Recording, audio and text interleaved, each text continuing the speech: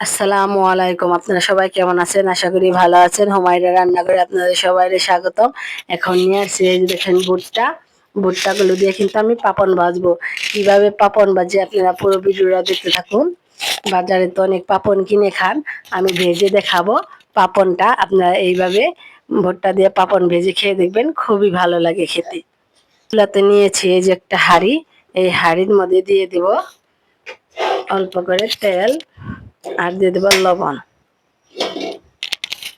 এখন দিয়ে দেবো অল্প করে সরিষার তেল, দিয়ে দেবো ভুট্টাগুলো, এখন দিয়ে দেবো অল্প করে লবণ। এখন একটু নেড়ে চেড়ে দেবো, এখন ভালো করে একটু নেড়ে চেড়ে দেবো। এখন ভালো করে নেড়ে চেড়ে দিয়ে আমি ঢাকনা দিয়ে ঢেকে দেবো।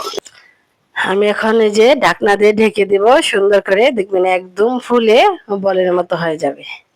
এখন আমি ঢাকনা দিয়ে দিলাম।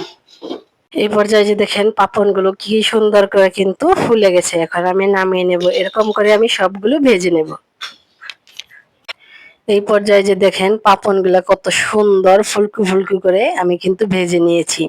একদম সহজ পদ্ধতিতে দেখালাম, শুধু লবণ আর তেল হলেই কিন্তু হয়ে যাবে। এই যে ছোট ছোট পাপনগুলোই কত সুন্দর দেখাচ্ছে। এরকম করে পাপন ভেজে খেয়ে দেখবেন, খুবই ভালো লাগে খেতে।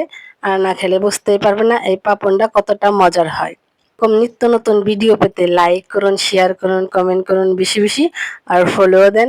ভালো থাকবেন, সুস্থ থাকবেন। আল্লাহ হাফেজ।